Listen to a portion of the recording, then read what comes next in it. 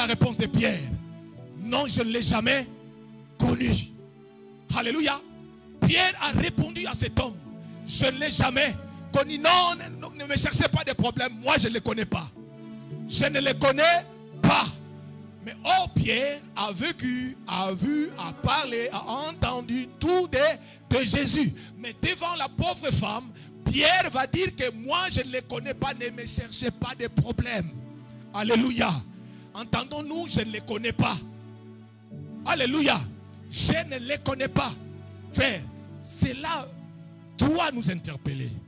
C'est pour dire que le témoin en question, ça n'a rien à voir avec, puisqu'ils ont vu, puisqu'ils ont entendu, puisqu'ils ont touché, puisque Jean a mis sa tête sur sa poitrine. Bien aimé, ça n'a rien à voir. Ce qui fait d'une personne un témoin véritable, véridique de Jésus, c'est l'esprit de gloire. Alléluia. Quand l'esprit de gloire vient, il va te sceller. Quand tu te scelles, tu deviens, n'est-ce pas, un témoin. Alléluia. Nous allons voir le même Pierre qui a nié le maître devant cette pauvre femme. Le même Pierre, quand la promesse était accomplie, c'est jour de la Pentecôte. Oh, j'aime le Saint-Esprit. Frère, il n'y a pas église et il n'y en aura pas sans le Saint-Esprit. Cela veut dire qu'on ne peut pas être chrétien sans le Saint-Esprit. C'est le Saint-Esprit qui fait de toi un chrétien véritable, véridique, qui peut obéir à la parole de Dieu, qui peut marcher selon la voie de Dieu, selon la vérité de Dieu. Alléluia. Le Pierre, frère, celui-là qui a nié Jésus, qui était incapable de le témoigner, de déclarer qu'il le connaissait, le même ce jour-là, quand l'Esprit était venu, quand tu étais investi de cette puissance d'en haut dont parlait Jésus, vous serez revêtus de la puissance du Saint-Esprit. C'est alors, alléluia, c'est alors, Jésus parlait au futur, c'est alors que vous serez mes témoins. C'est clair, frère. Avant, ils n'étaient pas des témoins. Avant, Pierre, Jean-Jacques, bien qu'ils ont vu, bien qu'ils ont entendu, bien qu'ils l'ont touché, mais ils n'étaient pas des témoins. Jésus va dire que quand vous serez remplis, quand vous serez revêtus de la puissance du Saint-Esprit, c'est alors que vous deviendrez mes témoins. Alléluia. Le même esprit qui a fait de Pierre, de Jean, de Jacques, des témoins, c'est le même esprit que tu as reçu, que j'ai reçu, que nous avons reçu, qui fait de nous, de toi, de moi, de l'église, des témoins. Alléluia. Voyez-vous, comprenez maintenant que nous sommes témoins à part entière par le Saint-Esprit. C'est don qui nous a été donné, dont parlait Pierre. Ça concerne vous, vos enfants, ceux qui sont au loin, qui sont dans des contrées lointaines. Nous qui étions en Afrique, là au plus profond, ça nous concerne tous. En Asie, ça concerne tout le monde. Et leurs enfants, tous, à aussi grand nombre que le Seigneur les appellera. La Bible nous dit, dans les cieux, sur la terre, sous la terre, il n'y a aucun autre nom qui nous a été donné. Aucun. Il n'y en a pas. Il n'y en a pas. Il n'y en a pas. Un seul nom qui nous a été donné. Alléluia. Alléluia. Oh, Mohamed n'est pas un nom. Devant ce nom-là, les démons s'amusent. Alléluia. Mais le seul nom qui nous a été donné, l'unique et le véritable. Pierre, quand il a ouvert sa bouche, il a parlé de ce nom. Il a parlé de ce nom. Alléluia. Homme israélite, femme d'Israël, écoutez-moi bien. C'est Jésus de Nazareth. Oh, Pierre. Pierre n'avait plus peur. Peur de rien. Si vous voulez me tuer, tuez-moi. Moi là que vous voyez, maintenant ce n'est plus moi. Il est venu en moi. Maintenant je ne peux que le témoigner. Ce qui compte pour moi maintenant, qu'il parle de lui. Alléluia. Ce n'est plus moi qui compte. Faites de moi ce que vous voulez. Alléluia. Pierre a ouvert sa bouche. C'est Jésus-là que vous avez mis à mort. Frère, or si on regarde bien la parole, ils étaient encastrés dans la maison, la chambre haute. Pourquoi? Parce qu'ils avaient peur. Peur des sacrificateurs, des pharisiens, des scribes. Ils avaient peur des représailles. C'est pourquoi ils étaient encastrés dans la chambre haute. Alléluia.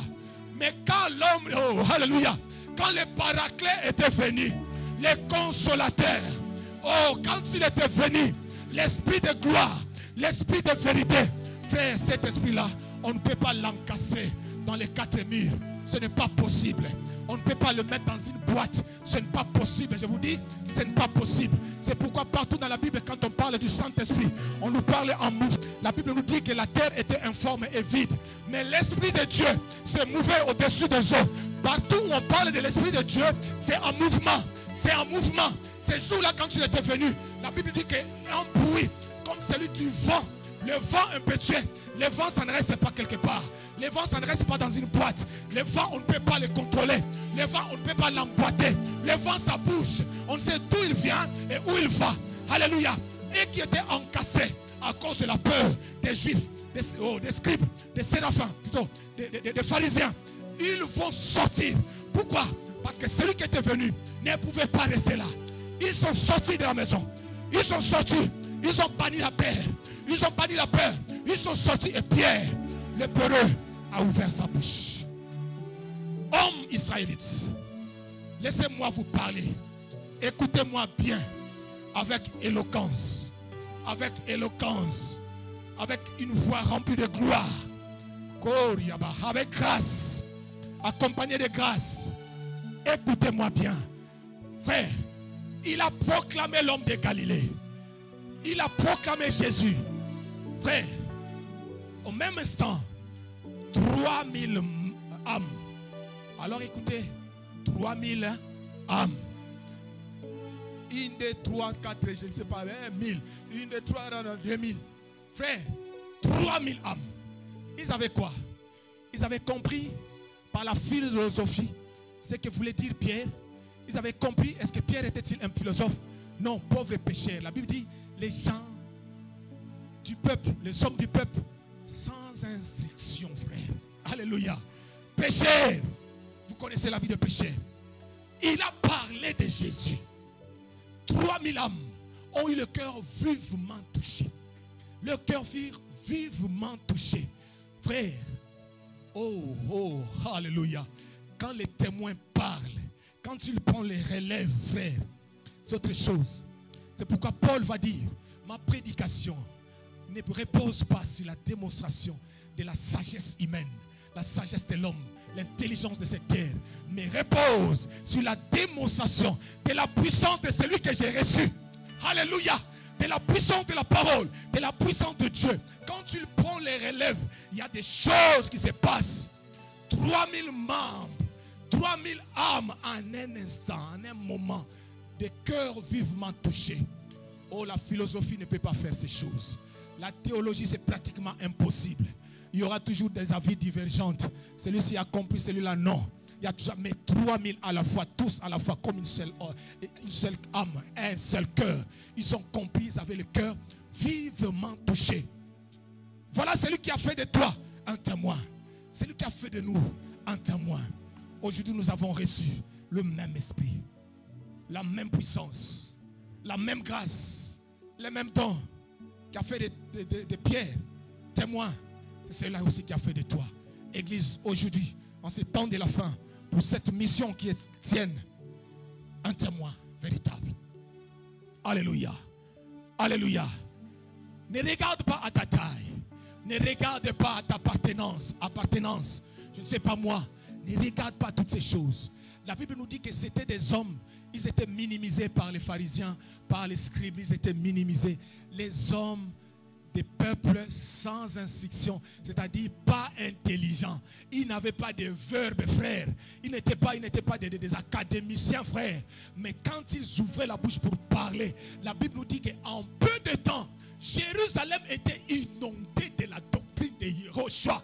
Alléluia. En peu de temps, frère, Jérusalem inondée, c'est-à-dire partout, on parlait de Jésus. Jésus-Christ, c'est lui-là qu'on a tué. Jésus, non, c'était pas ce qu'on croyait être. Alléluia. Jésus de Nazareth. Jésus-Christ de Nazareth. Ça s'est parlé partout. Ça s'est parlé. Celui qui vient de Paris, il parle de Jésus. Partout on parle de Jésus. On parle que de Jésus. Comme on parle aujourd'hui de deux personnes. C'est comme si en France il n'y a que deux personnes. François Hollande et Nicolas Sarkozy. Puisque c'est l'actualité. Alléluia. C'était l'actualité à Jérusalem. On nous parlait que de Jésus-Christ de Nazareth. Cet homme qu'on a mis à mort, il n'est plus au tombeau. Il a quitté son tombeau. Il a laissé vide. Si vous voulez, vous pouvez aller vérifier. Alléluia. Il n'est plus là. Il est ressuscité des morts. On ne l'a pas dérobé. Non, on ne l'a pas volé. Il est réellement ressuscité et il vit. C'est celui qui a fait de ces hommes ce que vous voyez là. Ils sont devenus ce que vous voyez. Alléluia. Jérusalem inondée. Inondée. Sans dessus, sans dessous. Inondée. La parole de Dieu. La doctrine de la vérité a pris la place. Alléluia. Je vais te dire, toi, frère, soeur, qu'aujourd'hui, c'est toi, c'est témoin que le monde attend. Aujourd'hui, c'est toi, c'est témoin. C'est qui Christ compte pour aller achever la mission, atteindre les extrémités de la terre. Tu es ouvrier avec lui. C'est lui qui te donne des capacités, des dynamismes, de parler, de témoigner en son nom, par sa grâce, par son esprit. Il compte sur toi. Église, tu n'as de sens que si tu accomplis ta mission véritable. Allez faire de toutes les nations des disciples. Vous serez mes témoins. Es-tu ce témoin-là? Alléluia. Es-tu réellement ce témoin-là? Nous sommes à la fin des temps. La Bible nous dit que aujourd'hui là, bientôt, Jésus-Christ va apparaître. Nous n'avons plus de temps. Toutes les prophéties bibliques se croisent, s'accomplissent sous nos yeux. Nous les voyons, nous les remarquons. Nous sommes là, malheureusement, pour beaucoup parmi nous, impassibles, insensibles. C'est comme si c'était normal. Toutes les promesses s'accomplissent. Tous les signes bibliques. Rien que quand on regarde ce qui se passe au Moyen-Orient. Frère, c'est une horloge. Pour toi, chrétien, pour moi. Que fais-tu pendant ce temps? Il y a quelqu'un qui s'annonce. Bientôt, il sera là. Bientôt, la 7e trompette sonnera. Que fais-tu pendant ce temps? Alléluia. Dors-tu encore? Église, c'est encore le temps de dormir. C'est encore le temps de dormir. Bien-aimé, la boucle est bouclée. Nous sommes de nouveau au commencement. Le ténèbre remplit la terre. La surface de la terre est remplie de ténèbres. Le péché abonde. Comme au commencement, le ténèbre remplissait la terre. Il est temps que l'église que tu es, que tu puisses crier, que tu puisses élever ta voix. C'est la mission que tu as. Crie, église. Voici les bouts qui s'annoncent. Réveille-toi. Réveille-toi. Crie. Sonne la trompette. Combien meurent aujourd'hui sans le Seigneur, sans l'avoir entendu de quelqu'un, sans s'approcher de lui? Combien meurent en cet état? Frère, nous avons la responsabilité. Christ nous a responsabilisés, nous, Église. Nous ne pouvons pas dormir à nos oreillers aussi longtemps que le monde meurt. Nous devons nous poser des questions. Ou alors nous devons nous remettre en question, en cause. Alléluia. Puisque c'est notre mission à nous. Si un pécheur meurt, frère, c'est un malheur. Pour nous, Église, c'est un malheur pour notre Dieu. Car la Bible déclare que Dieu n'aime pas la mort d'un pécheur. Alléluia. C'est un malheur. Mais quand, à travers toi, une seule âme se répand et vient au Seigneur, tu as créé la fête dans les cieux. La Bible dit qu'une âme repentie, c'est une fête dans les cieux. Et toi qui as provoqué cette fête, tu es béni de Dieu. Combien de fois béni de Dieu? Alléluia. Alléluia. Il est temps que l'Église se réveille, qu'il accomplisse sa mission. C'est la vision que Jésus nous a laissée. Aujourd'hui, on nous parle de vision. Vision, vision, vision. Ma vision, la vision véritable de l'Église, c'est une et unique. C'est la mission de Jésus. Allez, lève-toi, réveille-toi, va. Fais de toutes les nations des disciples pour Jésus. C'est ça la mission que nous avons. Regardez combien meurent. Je vais te dire...